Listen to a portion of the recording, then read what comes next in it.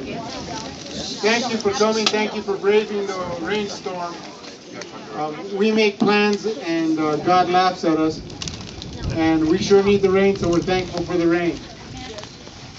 I want to especially thank this idea sprung forth from Greg.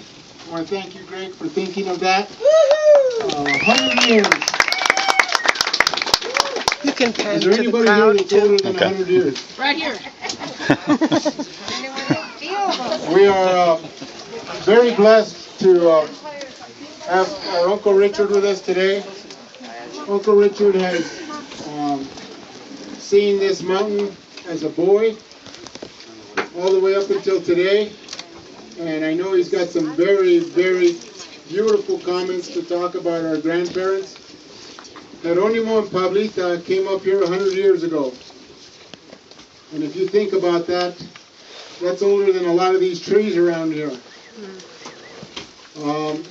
Whatever part of the Gonzales family you're from, and if you're a friend of a Gonzales, we thank you for showing up and supporting us. We're very proud of our heritage from the oldest to the youngest. We have a beautiful family, and I hope we can continue to be a beautiful family. Without further ado, Uncle Richard. Coming down a little bit. Thank you. It's something I wrote, it'll be very brief, Perfect. to honor my father. Jeronimo Gonzales was born 15 April 1890, the first child of Prudencio Gonzales and Bianca Olvar of El Macho, New Mexico. It was a custom to name the first male child after the paternal grandfather. Jeronimo's grandfather was the namesake of a priest, Jeronimo Riera. The priest that baptized him in the pueblo of San Felipe. Jeronimo Riera used to like or love the use of his name. There's a document at the archives where he baptized two Indian babies, twins, and the document reads, al primero le puse Jerónimo y al segundo le puse Jerónimo. The place of his birth was called El Rancho de las Lemitas in Angostura, New Mexico. The sponsors, here I go to my father, the sponsors of Jerónimo, my father, were his aunt Benina Gonzales and Abraham Mondragon, her servant. Here lies another story. Jerónimo grew up on his father's ranch named El Rancho de las Troncas. Prudencio maintained the gate and key at the rock that juts out right where the first laguna begins, at what is now called Tres Lagunas. Originally there were only two. What was their purpose? He needed ice. Prudencio ran a small grocery store and needed to have refrigeration. Electricity did not exist in the Pecos area until the 1940s. Jeronimo blocked ice in the winter and brought it to Pecos, kept it in the shed lined with gunny sacks and sawdust, of which he had plenty. His brother Melisendro operated the sawmill.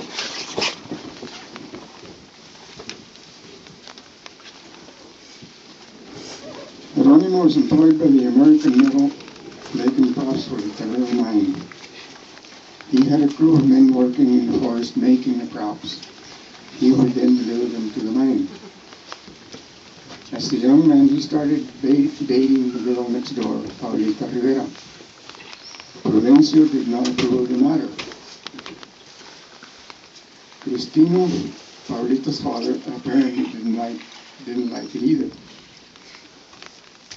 On one occasion, Cristino handed Jeronimo the reins of his horse and said to him, "Better go home, it's going to rain. There wasn't a cloud in the sky."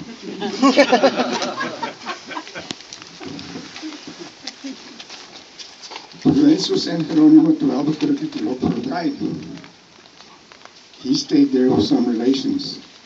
I never had the curiosity to ask who they were. He smiled and said he enjoyed the adventure, but gave no details. When he returned with no prospective bride, Prudencio sent him to Pojoaque, where his mother had relatives. Again, he returned with no bride.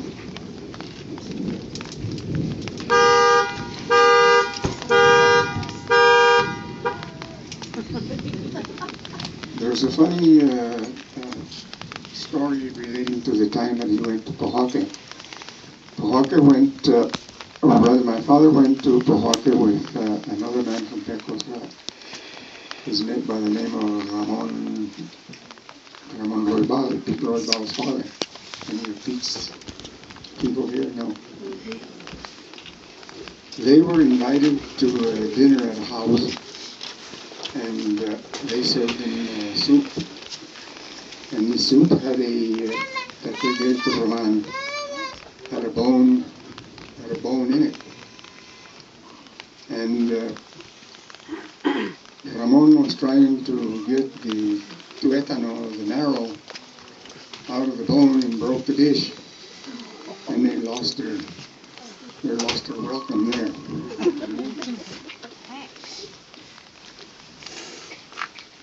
Again, he returned with no bride. Prudencio disliked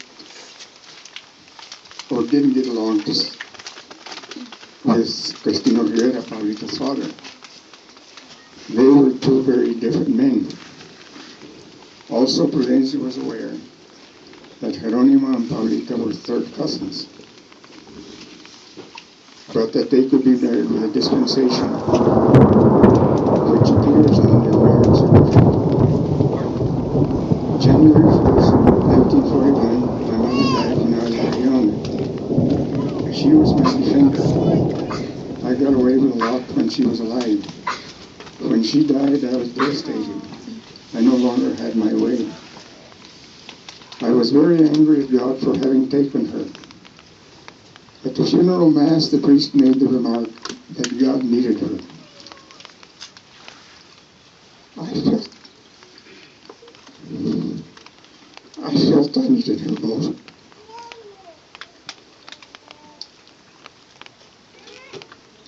In the spring of 1941 was the first time I came with my father to the Grass Mountain area. He showed me a horse named Cole that belonged to my mother. He never used the horse. He turned it loose. I saw it once or twice running with other wild horses on the Grass Mountain. My father always called the Grass Mountain the Valle de la Junta.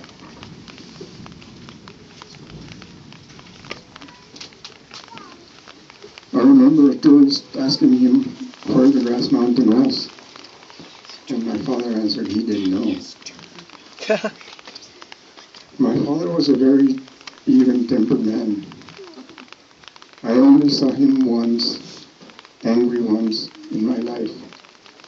He didn't really show sorrow or glee. He was a gentle soul without rancor or prejudice. He became the most respected man in Pecos.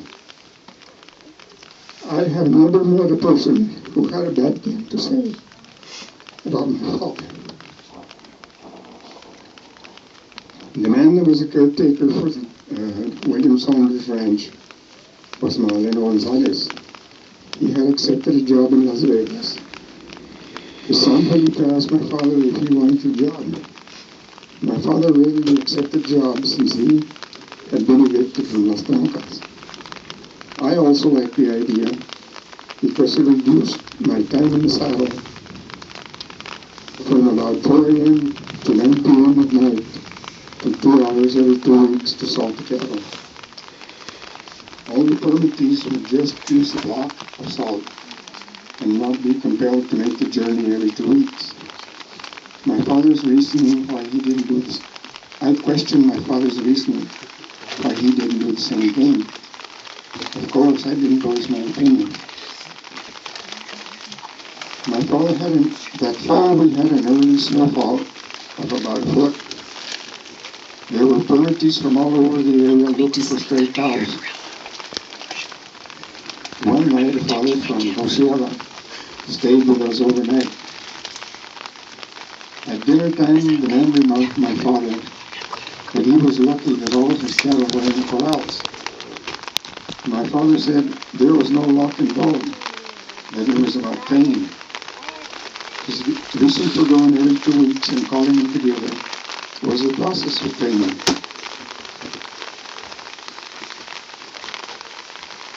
My father did not do any job like castrating animals, planting in the spring, reaping in the fall, or other seasonal chores without consulting the almanac or the phases of the moon. I don't recall his method today. Another source of predicting the weather was an old Spanish system called Las Cabañuelas, which I have never understood. Growing up in Las Trancas, my father's only playmate was his brother Melisandro, about the same age difference as my two sons, Ricardo and Francis.